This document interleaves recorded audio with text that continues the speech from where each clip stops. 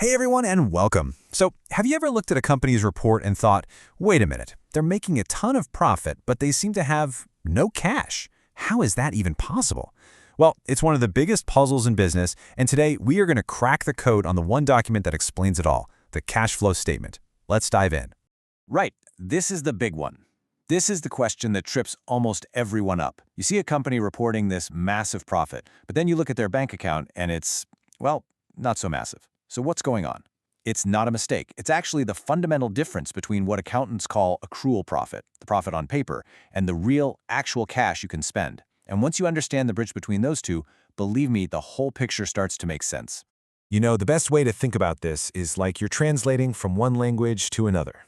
The income statement, where you see that big profit number, it speaks in the language of accrual.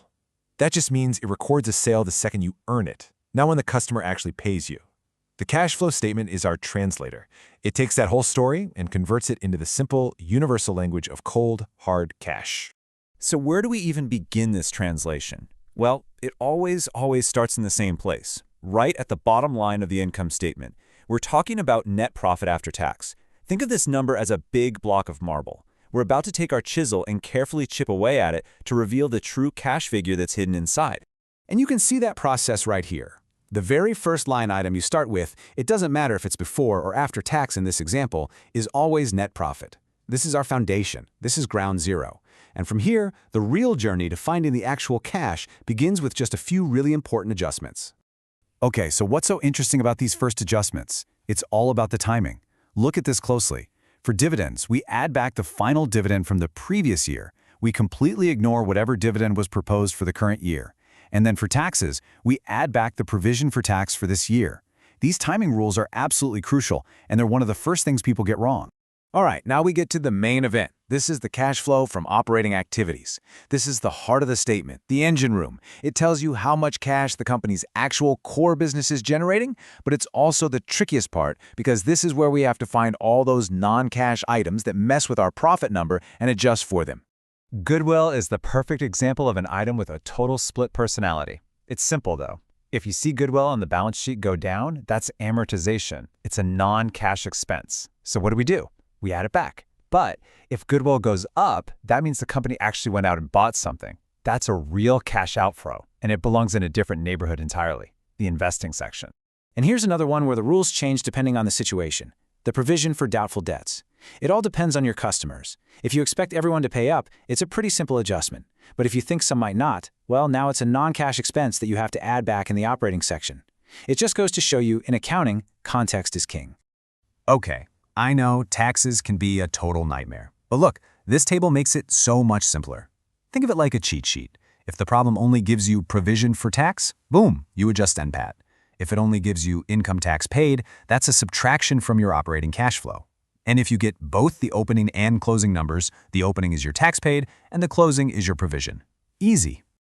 You know, knowing what to ignore is just as important as knowing what to include. These are the common traps, the red herrings. Writing off some small preliminary expenses? Just ignore it. It's routine. See the words marketable securities? That's basically just another name for cash, so don't double count it. And then there's the big one, short-term loans. You ignore them here, and we're going to see exactly why in just a minute. And that brings us beyond the day-to-day stuff. The investing and financing sections, these tell a totally different story. This is about the company's long-term strategy. Where is it putting its money to grow for the future, and where is it getting that money from in the first place? So what happens when your company is the one receiving interest or dividends from investments it made? This is a tricky one. I mean, cash definitely came in, and it's part of your profit, right? But it didn't come from your main business. It's not an operating activity. So to keep our statement clean and honest, we have to do this special two-part adjustment to move it to the right category. So here's the two-step dance you have to remember. Step 1, you take it out of the operating section by subtracting it from your adjusted net profit. Step 2, you put it back where it actually belongs by adding it as a cash inflow under investing activities. That's it. Take it out of one pocket, put it into the other. Simple as that. Hey, remember those short-term loans we said to ignore earlier? Well, this is why. This rule trips up so many people, but it's critical. Even if a loan is due in 6 months, the act of borrowing money is about funding the company, and that makes it a financing activity, not an operating one. No exceptions. It always goes in the financing section. This slide really gives us a clean summary of where the cash is flowing out of the company outside of its normal operations. Are you paying interest or dividends? Well, that's a cost of financing the business. Did you buy another company and get some goodwill? That was an investing decision. See, every single outflow gets categorized based on its real strategic purpose. Wow, we have covered a ton of ground, from tweaking that initial profit number all the way through the 3 big activities. So let's wrap this all up with a really powerful rapid-fire checklist of the absolute most important rules you've got to remember. Seriously, if you walk away with nothing else, burn these 5 into your brain. For dividends, it's the previous year's number that matters for NPAT. For goodwill, remember its split personality. A decrease is an add-back, an increase is a subtraction somewhere else.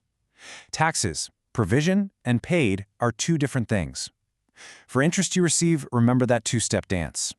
And finally, short-term loans are always a financing activity. Master these 5, and I promise you've cracked the cash flow code. And there you have it, a breakdown of some of the trickiest rules in the cash flow statement. It really just leaves us with one final thought. Which one of these rules do you think is the easiest to forget? The one that people overlook the most? Because figuring that out is the real key to mastering this statement and never getting caught by surprise. Thanks for joining this explainer.